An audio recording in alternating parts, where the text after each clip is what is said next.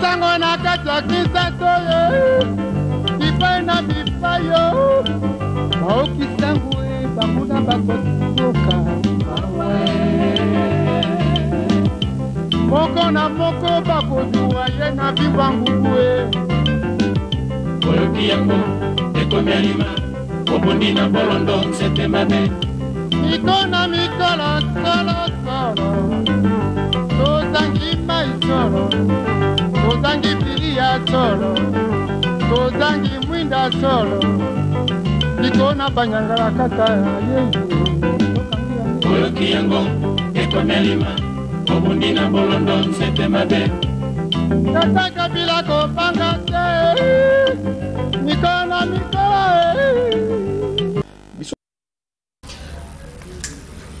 Et voilà, des retours sur ces plateaux de RLTV. Vous êtes très nombreux à nous appeler, à envoyer de messages. C'est bon comme ça. Continuez à poser vos questions. Et mon invité va répondre à toutes vos questions. Les questions concernant le président Gabriel Moukia. Il a demandé une émission demain. Nous allons faire un effort de les recevoir et puis nous allons reconduire toutes ces questions à lui. Mais sur ces plateaux, déjà, je suis avec le SPA. Il est secrétaire permanent adjoint du PPRD. Un grand parti dirigé comme ça par Emmanuel Chadari et également par Joseph Kabila Kabange, qui est aussi l'autorité morale du FCC. Sur ces plateaux, M. Ferdinand Kambere, salut bien. Oui, merci pour l'invitation et surtout à cette journée particulière où on est en train de célébrer le grand événement qui était la libération au cours d'une longue lutte, d'un grand combat, d'un long combat qui a commencé dans le Kivu pour venir, n'est-ce pas, culminer à Kinshasa. Voilà, je ne veux pas être injuste, je l'ai fait avec le président Moukia, je vous laisse suffisamment le temps. L'étudiant et l'étudiante qui est en train de nous regarder aujourd'hui, qu'est-ce qu'il peut comprendre de cette journée des 17 mai que nous avions titré comme ça, spécial 17 mai. Qu'est-ce qu'on doit retenir par rapport à cette journée? Oui, je crois que le 17 mai, ce qu'on doit retenir, non seulement les étudiants, mais tous les autres Congolais qui ont accompagné cette révolution, parce que vous savez que c'est grâce à Mzee que finalement une guerre qui était peut-être de l'AFDEL était devenue toute une révolution populaire. Il a eu l'adhésion massive de la jeunesse qui ont dit accompagner ce combat et ils ont quitté à pied du Kivu jusqu'à Kinshasa, à pied, parce que le combat n'était pas un combat d'une quelconque alliance, mais c'était le combat de tout un peuple qui était asservi des années et des années, et que donc, qui s'était dit qu'il en était assez, et qu'il fallait que finalement le peuple congolais obtienne sa libération. Vous savez que Mzee, quand il vient, ou quand cette guerre commence, c'était après que la conférence nationale ait fait plus ou moins 6 ans en train de siéger ici à Kinshasa, sans être en mesure de nous proposer de nouvelles institutions à la succession du régime Mobutu. Ils sont plutôt restés là en train de se régaler, en train de se la couler douce, alors que le peuple dans les provinces, dans les territoires, était dans la misère. Voilà pourquoi quand Mzee arrive, lui obtient l'adhésion populaire. Donc ce n'était plus une guerre qu'il faut attribuer à qui que ce soit, mais c'était carrément une révolution populaire. Ça c'est de un. Mzee incarne énormément de valeurs, parce que quand nous parlons du 17 mai, nous voyons plutôt l'image de Mzee. J'étais en train de suivre la chanson qui nous introduisait. Vous comprenez bien que c'est avec Mzee qu'il a dit, n'ayez pas peur, battez-vous pour votre pays. Vous devez pouvoir, nous devons pouvoir récupérer la souveraineté de notre pays. C'était donc un patriote, c'était un nationaliste qui a cru à ce que le Congo puisse se développer par les propres efforts, par les propres richesses du Congo. Vous savez bien ce qu'il appelle toujours l'autoprise en charge que nous reconnaissons à lui et qu'il a essayé de mettre très très rapidement en pratique. mais que malheureusement, ceux-là qui ont toujours voulu avoir la domination sur les institutions du Congo, les néo-impérialistes et ainsi de suite, ne pouvaient pas voir tout ça de bon oeil, que le Congo cherche à se relever de lui-même sans recourir ni au prêt, ni à ceci ou cela. Donc, c'est ça, Musée, en réalité. Ça, il a débuté. Nous avons vu comment il voulait très rapidement commencer son projet de Kanyamaka CC, comment le Congo pouvait se nourrir de lui-même que de vivre de tout ce qui vient de l'extérieur. Nous avons vu très très rapidement son projet pour redonner la fierté et la souveraineté de ces pays lorsque eut créé le FRAC congolais. Nos musiciens ont chanté tout ça. C'était pour donner la fierté à ces pays, c'était pour affirmer la souveraineté de notre pays. Vous avez vu quand on voulait donner parfois aux Congolais, au Congo par des partenaires extérieurs de 10 millions de dollars, qu'on en fasse énormément de publicité, qu'il ait dit non, le Congo saura se nourrir. Le Congo un jour ici, il devra être capable de payer lui-même ses médecins, les enseignants, les fonctionnaires, les militaires, la police. Voilà la grande vision qu'avait Musée d'un grand Congo, un grand Congo au centre de l'Afrique, un Congo qui peut se nourrir de lui-même. Malheureusement, il est parti trop tôt, à 2001, mais à Sedan, les bateaux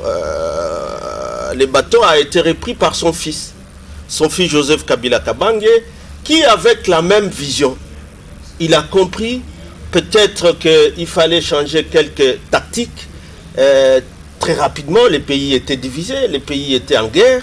Lui a pensé qu'il fallait d'abord passer par la pacification.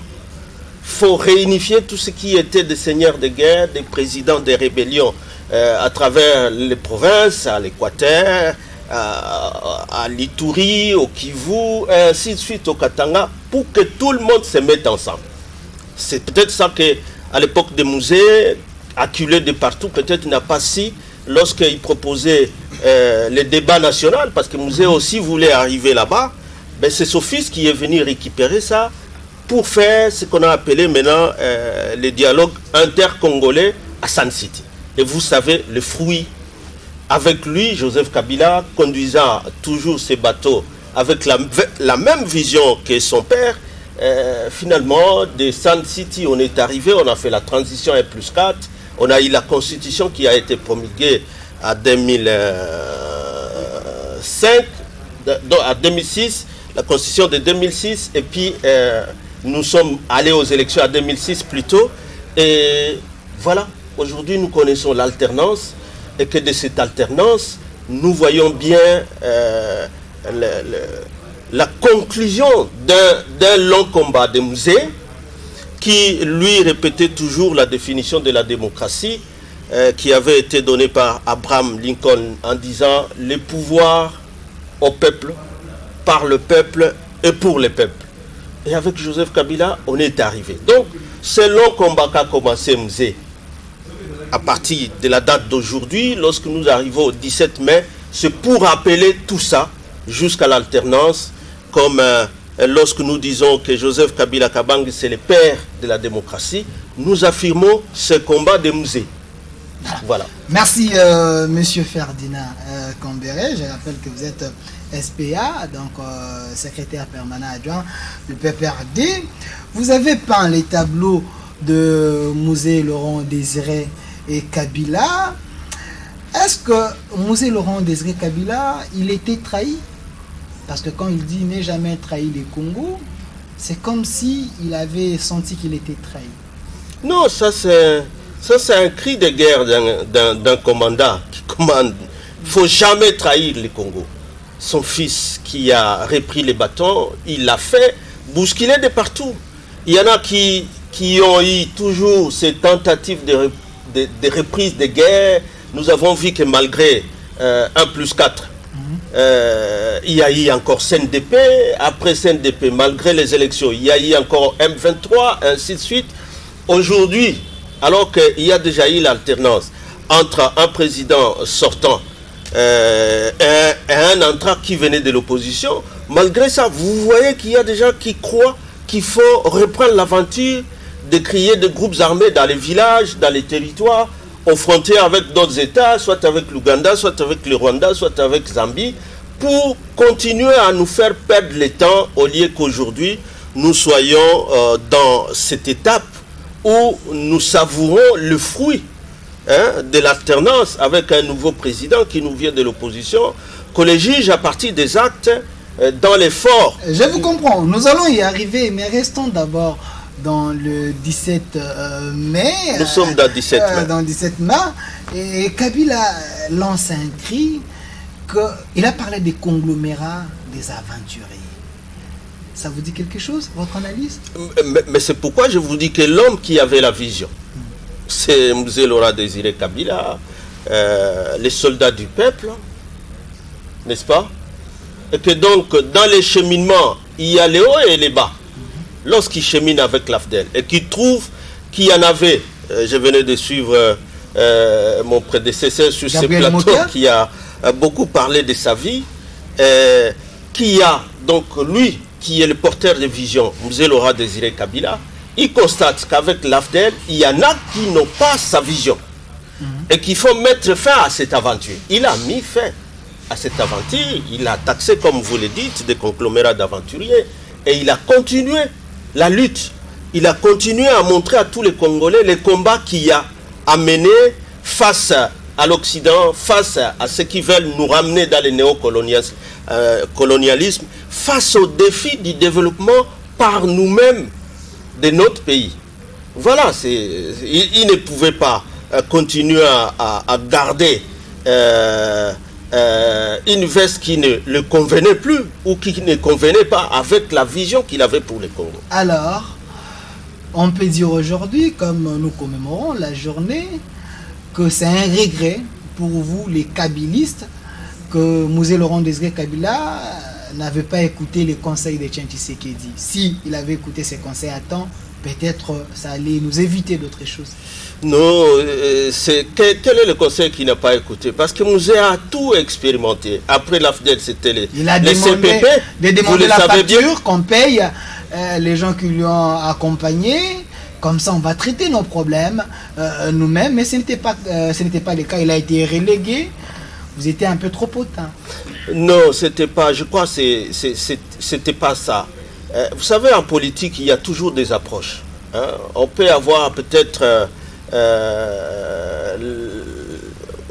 une approche quelconque pour accéder à un point, mais peut-être que l'approche de Félix, que je ne connais pas, je ne saurais même pas la défendre, parce qu'on a vu l'homme aussi, après Sun City, aller rejoindre le même Rwanda qu'il critiquait. Donc je crois que je n'entrerai pas dans ce débat. Aujourd'hui, c'est un grand débat, c'est une grande journée de Mzee, et que donc Mzee avait son approche, avait sa vision, avait sa façon de voir les choses, et il avait, lui, l'approche pour essayer de mobiliser le peuple congolais tout entier pour qu'ils se mettent au travail au fait de développer par nous-mêmes notre pays. C'est à cela qu'après l'AFDEL, j'étais en train de vous dire qu'ils voulaient recourir au CNPP, qui sont des comités populaires qui devaient créer à travers les quartiers pour qu'ils accompagnent sa vision. Mais très vite encore là, il y a eu toujours des gens qui avaient d'autres idées, qui ne rejoignaient pas l'idée de Mzee, et c'est comme ça qu'on est passé du CNPP au PPRD et ainsi de suite. Voilà, nous allons y arriver, mais dans l'histoire, on nous dit que les défauts de Mzee, il ne voulait pas collaborer avec les Occidentaux, donc les Européens, on lui a tendu la main, il a refusé, et c'est ce qui a fait qu'aujourd'hui, qu'il nous quitte un peu très tôt. Vous partagez cette analyse? Bon, Mzee est d'une école des nationalistes, et quand il arrive, il avait, lui, des reproches. Parce que tu sais, les Mzee, lorsqu'on parle des premiers opposants, c'est eux. Lorsque Lumumba est assassiné, ce sont les Mzee qui étaient dans les alentours, qui sont déjà à l'extérieur pour faire la résistance à partir de l'extérieur. et que donc dire que Mouzé ne voulait pas collaborer avec les Occidentaux, non, collaborer c'est bon, mais pour gagner quoi? Ils l'ont approché, il a donné sa façon de voir les choses, il était important que ce Congo soit autant qu'il sera respectueux des Occidentaux, mais que les Occidentaux soient respectueux d'eux. Et c'est comme ça que dans cette façon de voir les choses, peut-être qu'on a toujours cru que c'est quelqu'un qui n'aime pas les Occidentaux, quelqu'un qui ne voulait pas collaborer avec les Occidentaux. Non, ça veut dire qu'il n'y a aucun pays au monde qui peut se développer sans collaborer avec les autres, le voisin, la région, et les pays occidentaux, et ainsi de suite. Et bien d'autres de l'Asie et de partout ailleurs. Ce qu'on voulait est que ça soit affirmé dans une souveraineté affirmée. Voilà, merci. Tout simplement. Merci. Je rappelle, sur ces plateaux, je suis avec M. Ferdinand Kambere. Il est secrétaire permanent adjoint du PPRD, parti cher à Joseph Kabila Kabange. Évoluons avec l'actualité. Un peu de l'histoire, ça fait du bien, mais évoluons avec l'actualité. Je vous sens y arriver. Est-ce que Kabila, de là où il est, s'il regarde le Congo, il peut dire je suis fier et Joseph a continué avec ma vision, Joseph Kabila? Bien sûr, parce que c'est Mouzé qui disait ne jamais trahir le Congo. C'est Mouzé qui disait que le pouvoir doit être remis au peuple, par le peuple, ça veut dire pas à travers les élections, mais aussi pour le peuple. Ça veut dire que tous ceux qui sont élus pour occuper les postes dans les institutions de la République doivent savoir qu'ils sont là pour l'intérêt de la population. Alors, Mouzé, aujourd'hui, je l'avais encore affirmé, les jours de la cérémonie de passation de pouvoir au sommet de l'État entre le nouveau président entrant qui était Félix-Antoine Tshisekedi Tshilombo et le sortant qui est le Raïs Joseph Kabila Kabange, que Mouzé, là où il est, il doit être fier de son fils. Il lui a légué un héritage qui n'était pas facile à conduire. Un pays déchiré en guerre, un pays où les acteurs politiques, chacun est en train de faire la guerre dans son coin contre son propre pays. Il fallait mettre tous ces gens ensemble sur une même table et mettre en place une constitution pour que nous ayons des institutions stables. Avec cette cérémonie, je crois que cette cérémonie symbolisait déjà l'avènement dans notre pays des institutions stables, institutions politiques. Parce que vous le savez que depuis 60, ceci n'était jamais arrivé. Voilà. Monsieur Ferdinand Kambere, parce que nous parlons de Joseph Kabila Kabange, 18 ans au pouvoir, les autres pensent, j'étais avec, avant vous, il y avait Gabriel Moukia ici, qui dit vous êtes illustré dans les antivaleurs pendant 18 ans, vous avez pillé ces pays. Je rappelle que vous étiez ministre. Alors, est-ce que c'est vrai que le gouvernement de Kabila, c'était un gouvernement des gens qui ont fait saigner la caisse d'élite? Bon, tu vois que je le suivais parler, mais j'avais pitié de lui parce qu'il avait tendance plus à parler de lui-même qu'à parler de l'État, qu'à parler des institutions de la République. Il a fait ses Vous savez, analyses. pour arriver là, pour arriver à ce que vous dites, ce n'était pas facile. La référence que Louis Gabriel a donnée, c'est Kinshasa à 1973. Mais il ne vous dit pas, de 1973 à 2006, à 96, quand l'AFDEL entre, 96. Kinshasa était devenu quoi? Pourquoi il ne l'a pas dit? Lui, il s'est arrêté à un Kinshasa de 1973. Mais après 73, 74, 75, 80, on avait attendu ici les histoires des objectifs 80, on est allé à 90, quand finalement tout Kinshasa ici était pillé, Kabila n'était pas là, il fallait qu'il y ait la conférence nationale avec l'avènement, les discours, les fameux discours de Kinkole et d'Insele plutôt, lorsque finalement Mobutu donne sa retraite au MPR, donc démissionne comme président du MPR, et que cet acte a été salué comme l'avènement de la démocratie. Pendant ce temps, la conférence nationale souveraine entre. Ils ont fait encore 6 ans, comme ça en train de patauger. Lui ne dit pas tout ça. Tout ce qu'ils voient, c'est de voir comment les autres sont entrés et après. Donc, en réalité, Kabila, quand il entre, il trouve un pays déjà sur le plan économique par terre, sur le plan politique par terre, parce que c'était le travail était resté que de seuls politiciens qui allaient se réunir au Palais du Peuple comme conférenciers. Hein? Et après, fin du mois, ils sont payés. 6 ans, ils étaient là-bas, sans rien faire. Mais Kabila, quand il arrive, il dit on met fin à ça. Cette récréation a trop duré, on doit mettre fin à ça. Et on doit vite réorganiser la politique dans notre pays. Et malheureusement, en 2001, il est assassiné. Quand son fils reprend, il dit non, revenez à Kinshasa, parlons entre nous, acteurs politiques, parce que ce qui importe, c'est notre pays. C'est notre peuple qui a besoin d'une démocratie, qui a besoin qu'il y ait des institutions qui vont travailler pour le bien-être de la population. C'est cela. Mais lorsque on cherche à escamoter toute une histoire d'un régime qui a fait 30 ans et vouloir comme ça parler de ces temps ici, non. Même quand on parle des grandes sociétés là, Gécamine, ainsi de suite, oui. Est-ce qu'ils ont lu d'abord les grands professeurs comme Mabi qui lui a en parlé?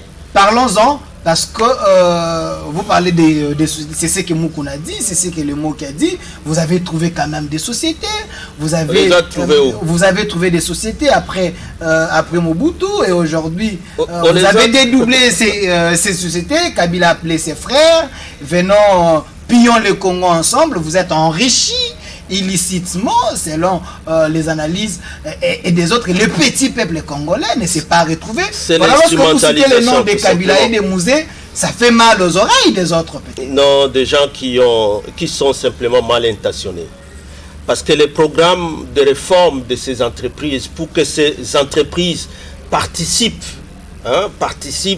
à la reconstruction du Congo, les experts qui étaient donnés, qui venaient des banques mondiales, qui venaient de ceci, pour qu'on essaie de privatiser certaines sociétés étatiques, pour que des capitaux, c'était une politique pour essayer d'encourager les capitaux étrangers pour qu'ils viennent dans notre pays, essayer de travailler ensemble avec les sociétés nationales ou les sociétés de l'État, afin de contribuer plus à la reconstruction du pays. C'est cela qu'ils appellent le doublement, qu'ils appellent quoi? Et avec quel autre programme avant ça?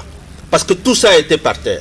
Donc, si on prend ce débat-là, il faut un plateau où nous venons rien que parler de ce qu'a été la privatisation dans le secteur du portefeuille de l'État. Et comme ça, on sait analyser objectivement, sans sentiment, sans instrumentalisation de quoi que ce soit. Et ces entreprises sont toujours là. Et on peut toujours appeler, et surtout que vous êtes des journalistes, c'est des entreprises qui ont toujours été dirigées par des responsables.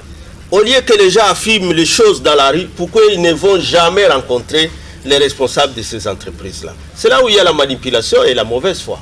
Voilà. Donc, je crois que c'est plutôt comme ça qu'il faut. Monsieur Ferdinand Kambere, est-ce que peut-on nous parler de cette libération? Le Congo est libéré en quoi? Dans quel secteur? Parce que dans chaque secteur, le Congo n'est pas indépendant. On sent il y a toujours la même mise.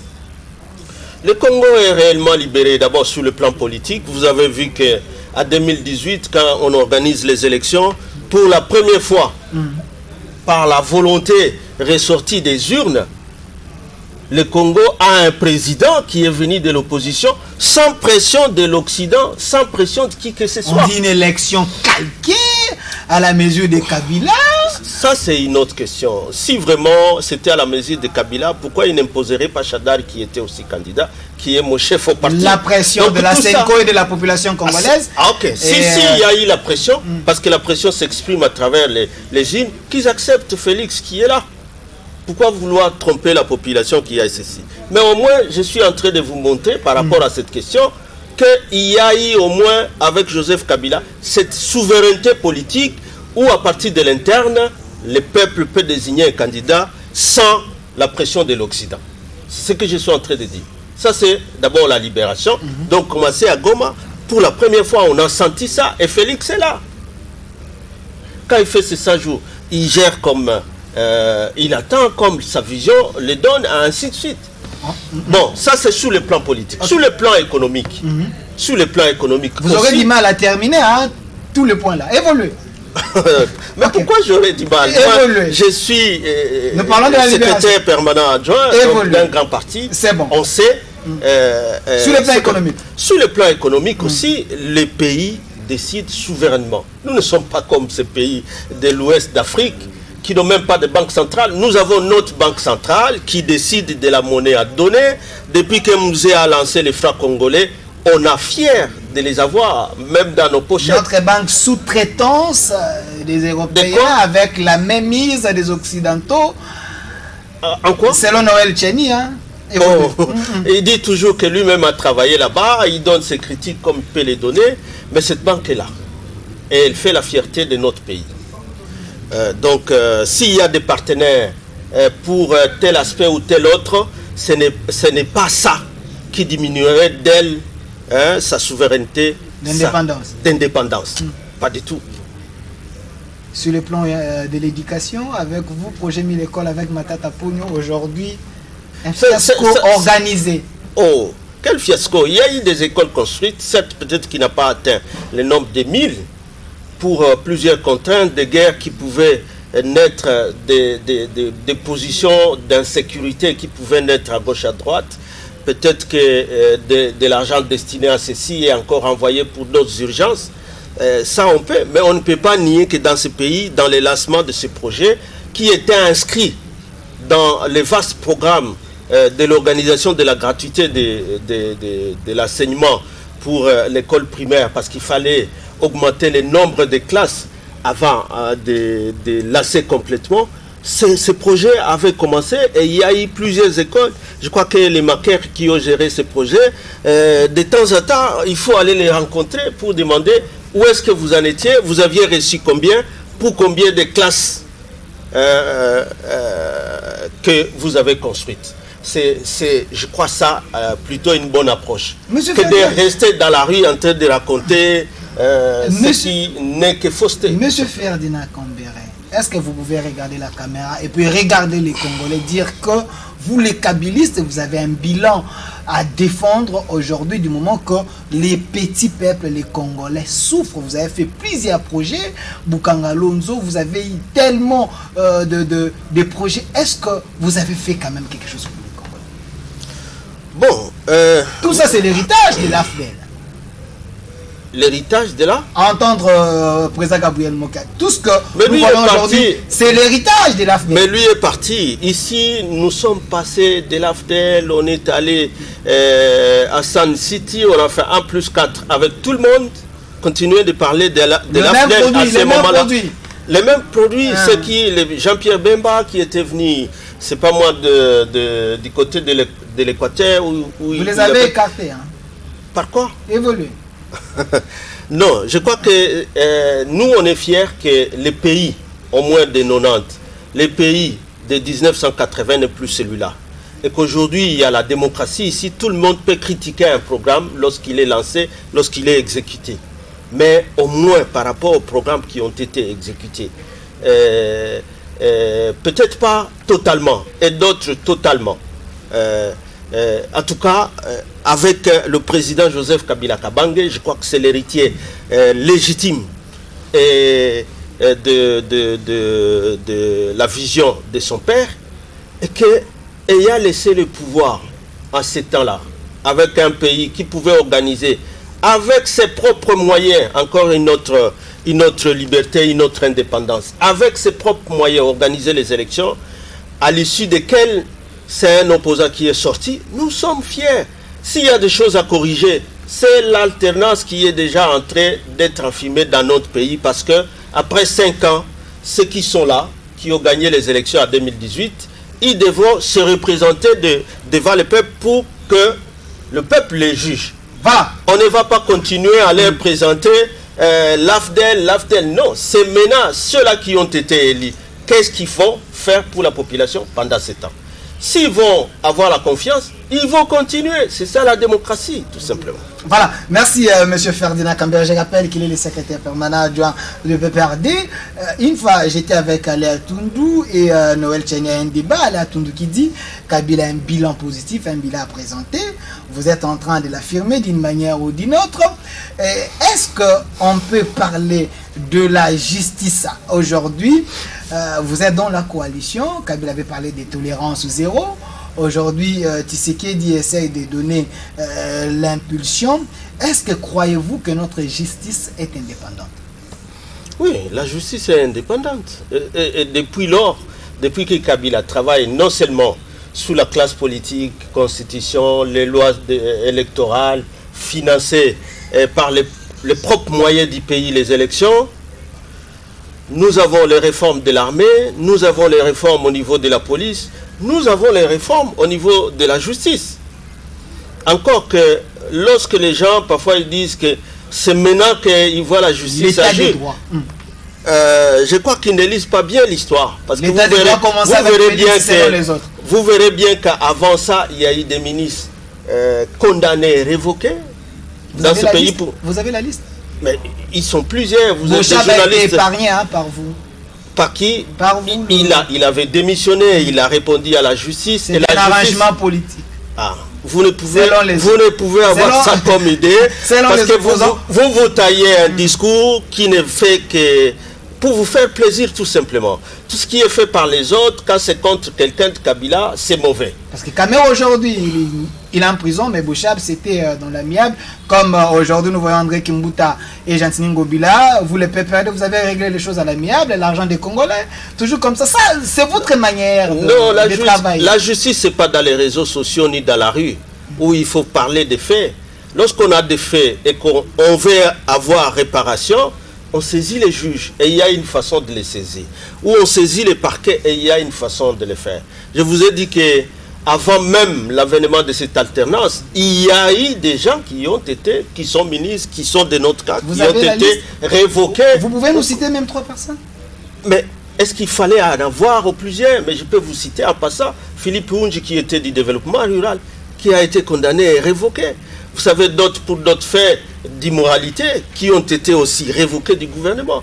Donc, ce n'est pas vous dire, c'est simplement pour vous dire que si on parle de la justice aujourd'hui, ce n'est pas à partir d'aujourd'hui, c'est un travail minutieux qui a commencé depuis longtemps. Mais c'est un processus aussi, le travail de l'indépendance de la justice. Les critiques contre la justice, ce n'est pas seulement dans notre pays, c'est même en France. Lorsqu'on interpelle, par exemple, Sarkozy, il y a toujours un grand débat. Lorsque celui-ci va toujours recourir, on dit que non, la justice est instrumentalisée, et ainsi de suite.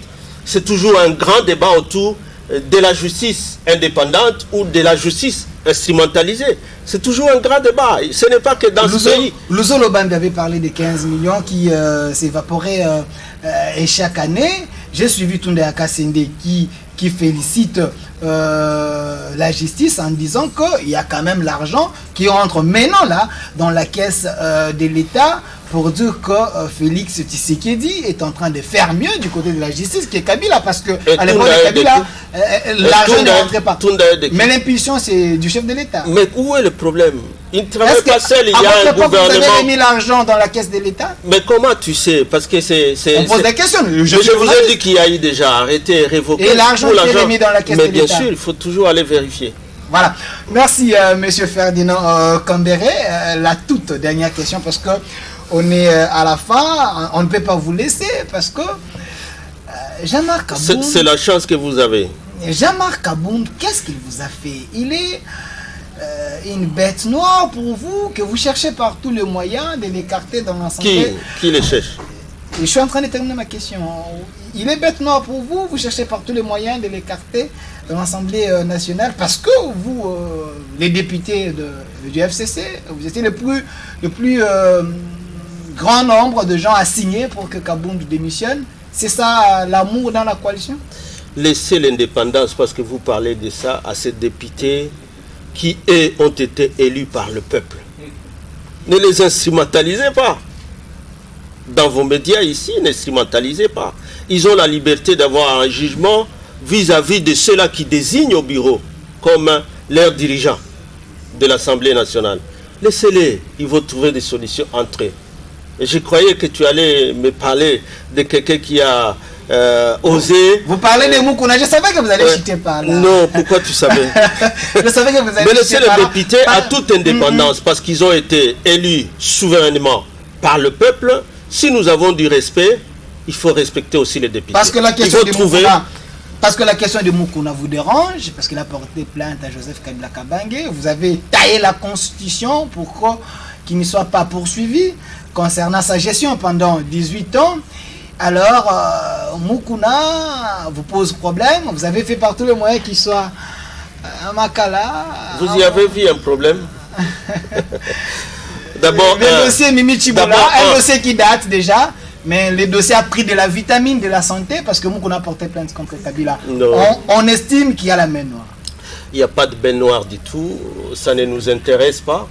C'est plutôt au niveau de ce que tu appelles plainte, qui n'est qu'une simple dénonciation, donc une lettre d'information que tout le monde peut adresser au parquet.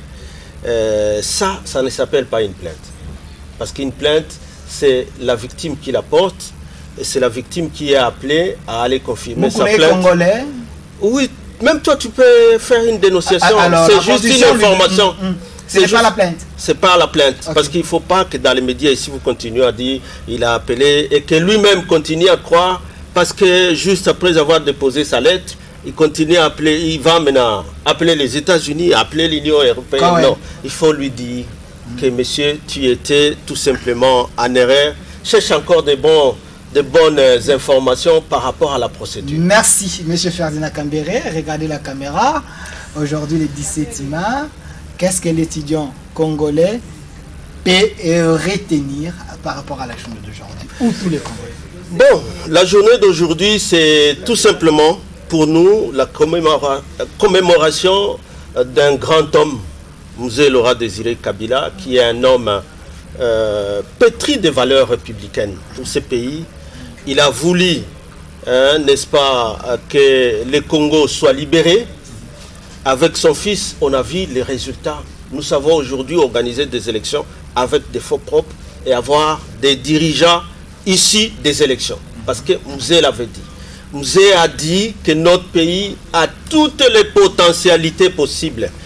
Potentialités possibles pour que ce pays se développe. C'est ce qu'on est en train de mettre en place. Voilà. Je crois qu'avec la Constitution, avec les lois sur la décentralisation, il n'a qu'à mettre maintenant, aujourd'hui, il appartient à nous, classe politique, de faire l'évaluation. Merci. Et essayer de voir comment cette richesse peut profiter à tous les Congolais. Merci, M. Ferdinand Kambere. On vient de nous ajouter 5 minutes pour que je puisse lire les questions des téléspectateurs. Je l'ai fait avec Mokia, je ne peux pas les louper avec vous.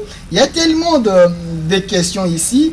Les gens qui vous demandent votre analyse par rapport à ces dossiers de 100 jours avec Vital Kamerhe et les autres. Ça vous arrange, vous, le FCC? Oh, vous avez toujours des questions tendancieuses. Non, entre-temps, à un moment donné, vous parlez d'une justice qui doit être indépendante. Et lorsque la justice est en train de faire son travail, tout le monde est en train de féliciter la justice, nos magistrats que nous voyons à l'œuvre. Et là, il faut maintenant s'adresser au FCC. Ah, il y a des mains noires, vous êtes content? Non, c'est pas question d'être content. Parce que Kamerhe était avec vous au sein du PPRD. Il a été mon secrétaire général. Voilà, vous êtes secrétaire permanent adjoint. Donc Kamerhe, c'est quelqu'un qui était avec vous, dont la question vous intéresse aussi.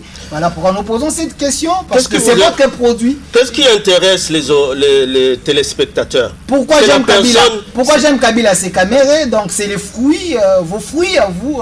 Dans ce dossier-là, je vais encore demander, qu'est-ce qui intéresse les gens? C'est la personne de Vital Kamerhe ou c'est les dossiers de 100 jours par rapport au fonds prétendument détourné, parce que ce n'est pas encore prouvé, c'est les magistrats du parquet qui a traîné Kamerhe en justice qui devra le prouver.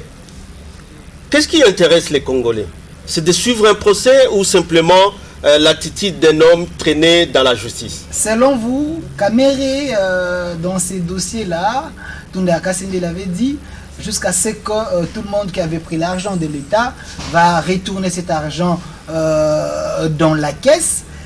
À la ligne où nous voyons les dossiers, pensez-vous que le projet 100 jours a germé plusieurs défauts, plusieurs actes de détournement? Maintenant, on n'a plus à penser. On n'est plus à l'étape où qu'est-ce que tu penses, qu'est-ce que tu imagines, qu'est-ce que tu suggères. Il y a eu le gouvernement congolais à travers les ministères publics, les parquets, qui a déjà commencé à rechercher les infractions, qui a déjà mis en prison plusieurs personnes, d'autres qui ne sont pas en prison, sont en train de déposer. Ce que tout le monde attend aujourd'hui, c'est les résultats. Ces gens interpellés, sont-ils innocents ou pas? C'est ça qui est important. Et que donc, je pense qu'à ce qui me concerne, voilà. Nous ne demandons qu'à la justice de faire son travail. Voilà. Ceux qui sont accusés, s'ils estiment qu'ils sont injustement accusés, de préparer la défense et de se donner de bons avocats pour se défendre. On est vraiment à la fin. Avec vous, on ne peut pas terminer parce qu'il y a tellement la matière à aborder. Salut. Votre invité appelle Joseph Père de la démocratie. Que dirions-nous de Etienne Tshisekedi? Ah, Etienne Tshisekedi. Bon, moi je parle de celui que j'ai vu à l'œuvre, qui a pratiqué, ayant réussi les bâtons, comme je dis, les bâtons de relais après l'assassinat de son père, pour conduire la vision de Mouzé. Et il est arrivé au moment où il a dit non, comme Mouzé le faisait aux Occidentaux, ne vous mêlez pas de ce qui est les affaires internes pour notre pays. Nous serons capables d'organiser un jour les élections de nous-mêmes et laisser les Congolais désigner ou choisir leurs propres dirigeants. Ça, Joseph a permis ça et je pense que ce n'est que mérité lorsque, dans la vision de Mouzé, son fils a accordé ça aux Congolais. Voilà pourquoi nous l'appelons tout simplement père de la démocratie. Voilà, merci. La toute dernière question, c'est aussi votre mot... Les questions ne finiront pas. C'est aussi votre mot de la fin. Salut RLTV. Qu'est-ce que M. Ferdinand pense de la déclaration de son chef Chadari qui dit si vous touchez à Yuma, ils vont paralyser les institutions? C'est ça un modèle? Bon, j'avais suivi que les gens, ceux-là qui sont intéressés, les dossiers Yuma, mais c'est un dossier, il ne faut pas que les gens se dérangent beaucoup. C'est un dossier aussi qui est à la justice. Alors si nous voulons faire, donner la confiance à cette justice, laissons voir comment les choses iront. Il n'appartient pas à moi, Ferdinand, lorsque j'ai dit ceci, que j'ai paralysé la justice. Non. Merci. Les magistrats aujourd'hui, la justice aujourd'hui, nous luttons pour une justice indépendante. Voilà. Merci M. Ferdinand Kambere, secrétaire permanent adjoint du PPRD, d'avoir répondu à notre invitation. Merci aussi d'avoir pensé nous inviter, parce que de temps en temps, il faut toujours penser à nous. On est là, disponible, pour aussi informer cette population pour laquelle nous battons aussi. Un mot pour cette chaîne? Oui, d'abord... l'honorable Lumbala qui est le PDG de cette chaîne, que je salue. À part ça, s'il est en train de nous suivre, je sais bien qu'il connaît bien les cheminements ici. Moi, j'étais arrivé à Iziro, j'étais encore qu'un défenseur judiciaire à l'époque dans un dossier invité, et c'était lui qui était le président de cette partie-là. Je crois que c'est parmi les hommes heureux aujourd'hui lorsqu'ils voient que les fruits de Sun City, de ces fruits, on a eu un +4, on a eu la Constitution, on a eu les élections de 2006, de 2011, de 2018 et l'alternance dans ce pays. Je crois que c'est les rêves à eux tous qui ont participé à ça. Chacun était dans sa rébellion, mais à un moment donné, comme Congolais, tout le monde, on s'est retrouvé pour que ce soit le Congo d'abord, comme a dit Mouzé, ne jamais trahir le Congo. Ne jamais trahir le Congo d'abord. Tshisekedi a dit aussi le peuple d'abord. Voilà, merci. Si c'est plateau, j'étais avec M. Ferdinand Kambere, secrétaire permanent adjoint du PPRD. Il s'est livré à cet exercice, à répondre à mes questions et à vos questions. C'était une émission un peu spéciale par rapport à cette grande journée du 7 mars, les jours de l'entrée de l'AFDEL, que nous disons la libération Merci, vous étiez très nombreux à nous écrire. Derrière la caméra, Merveille à Goloa, à la programmation Bébé Bercy. Merci pour l'initiative d'abord de cette émission. Merci aussi à Cordon Gilles, Cordon Kali et à notre président Roger Lumbala. Je salue le vieux David qui est là à côté de nous. Et mes vidéos à la réalisation. Restez fidèles à nos programmes. Au revoir.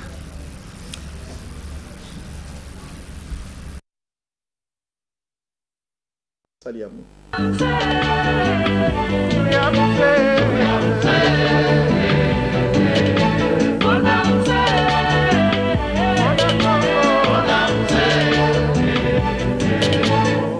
Batata bamama bilenge botombola mandoki o tokende tumba mpe tokunda mpona ekolo na